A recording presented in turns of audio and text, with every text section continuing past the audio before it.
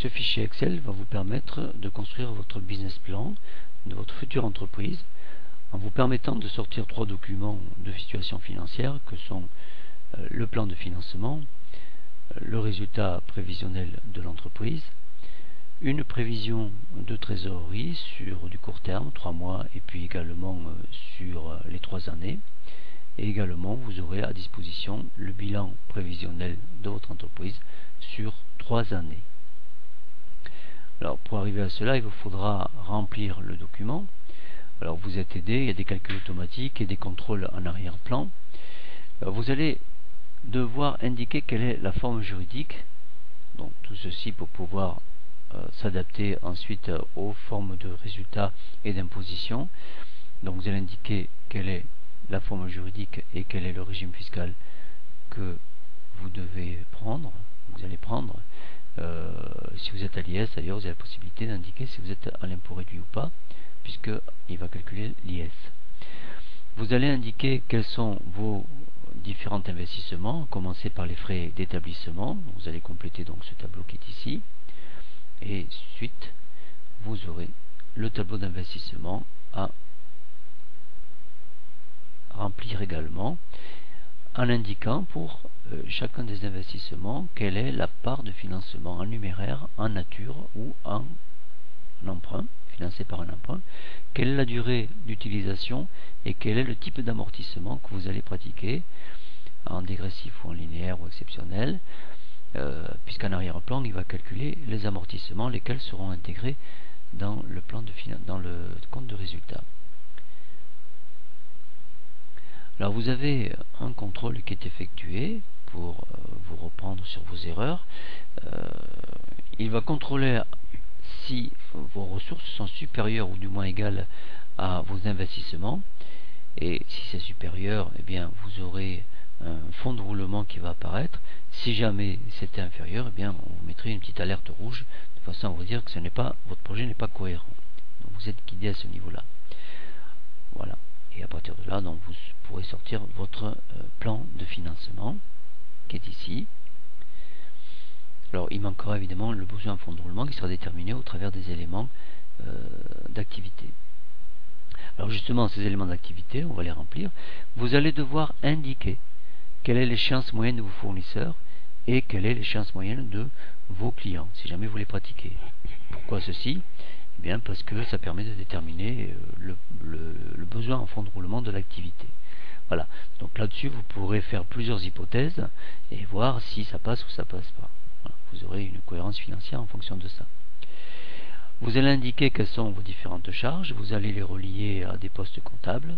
Voilà, ceci pour pouvoir faire le plan, le compte de résultat, indiquer quels sont les taux de TVA et sur 3 années, indiquer quelles prévisions de consommation vous avez avec une progression en pourcentage que vous allez donner d'une année sur l'autre. Ici 2%, 2%. Et vous donnerez également quelles sont les consommations en TTC sur les 3 premiers mois. Ceci pour pouvoir faire une prévision sur 3 mois. Prévision financière sur 3 mois. Une fois que vous aurez rempli donc les achats, les autres achats, les charges externes, impôts et taxes, etc., tout ce que l'on trouve dans le compte de résultat, vous passerez aux ventes. Voilà. Vous indiquerez également quel est le stock. Là aussi, le stock intervient pour calculer le besoin en fonds de roulement. Donc là aussi, vous pourrez faire des hypothèses et voir le résultat.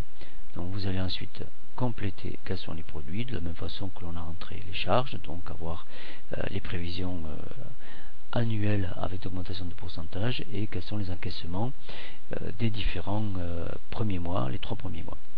Voilà. Ensuite, relativement aux emprunts que vous avez eus, vous allez indiquer quels sont vos remboursements sur les 3 années et sur les 3 premiers mois.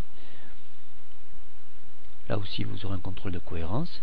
Ensuite, se présente un tableau qui permet de voir, compte tenu de vos revenus, puisqu'il vous remonte les revenus, puisqu'on a tous les éléments, quelle est la part que vous pouvez mettre dans la poche, sur laquelle vous allez pouvoir vous rémunérer, et également quelle est l'imposition. Alors tout ça est lié. Alors concernant une personne qui est à l'IR, eh bien on va vous aider ici pour sortir votre impôt calculé, votre impôt estimé, compte tenu de la situation même fiscale de votre conjoint, en déterminer le nombre de parts, et vous aurez ici un IR estimé. Donc ça c'est valable pour l'IR, et l'IR estimé va apparaître ici. Si vous êtes à l'IS, eh bien il n'y aura pas d'IR, mais l'IS va apparaître ici. Alors nous sommes dans un cas de figure ici où nous avons choisi l'IR. Alors à partir du moment, à partir du bénéfice qu'il ressort sur le résultat prévisionnel qui est ici, alors on l'a sorti de deux façons, le résultat, on sort un résultat fiscal et un résultat comptable. Le résultat fiscal et comptable se différencient par le fait qu'il y a des charges non déductibles, à savoir par exemple les prélèvements de l'exploitant dans une entreprise individuelle. Et donc ces résultats sont remontés à ce niveau-là, 28 533 par exemple. On remonte également les remboursements de dettes, donc qui vont se déduire du bénéfice. Le reliquat sur bénéfice, après déduction donc des remboursements de dettes, et l'IR estimé, qui est une charge pour vous puisque l'entrepreneur le paie sur ses propres deniers, et donc le prélèvement qui va pouvoir s'allouer. Voilà, donc ça ce qui est intéressant, c'est que vous allez pouvoir, compte tenu du reliquat et de votre IR, vous dire voilà, je vais prendre tant, sachant que le chef d'entreprise paie l'impôt avec ses prélèvements. C'est ce qui gagne, qui lui permettra également de payer l'impôt sur le revenu de l'ensemble du bénéfice de l'entreprise. Voilà. Et ensuite on ressort ici un reliquat, et ce reliquat va permettre de calculer l'autofinancement de l'entreprise. Alors en fait tout se passe ici. Dans ce petit tableau, vous avez la vision concentrée de comment va fonctionner votre entreprise en fonction de son activité. On a exactement la même chose ici sur le résultat prévisionnel. On reprend la même chose. Donc du résultat fiscal, on déduit les impôts et les rémunérations déductibles et on sort un résultat comptable. Donc ce qui reste vraiment dans la poche de l'entreprise, pas de l'entrepreneur, de l'entreprise. Et l'entreprise, avec ceci, va pouvoir rembourser ses dettes,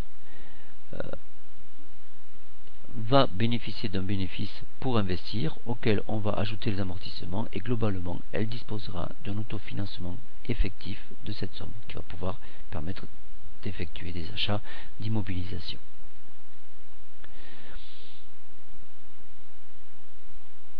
Voilà, et donc vous pouvez consulter les documents une fois que tout cela est fait, et vous pouvez évidemment les imprimer.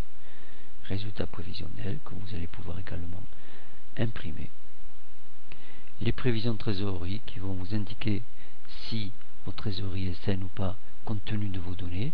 Donc ici vous avez la prévision sur 3 années avec donc le chiffre d'affaires et le calcul des créances clients compte tenu des échéances que vous avez prévues, les achats et les dettes compte tenu des échéances que vous avez prévues, le stock de fin d'année, donc calcul du BFR et le financement du BFR. Voilà. Et vous pouvez éditer tout ceci, vous avez les amortissements que vous pouvez éditer et le bénéfice, le bilan prévisionnel. Voilà, vous trouverez tout ça. Alors ce logiciel est un logiciel qui est sur Excel, qui est gratuit et qui se trouve sur le livre Le grand livre de la création d'entreprise, paru chez Studirama, Vocatis actuellement, et fait par Claude Tricker.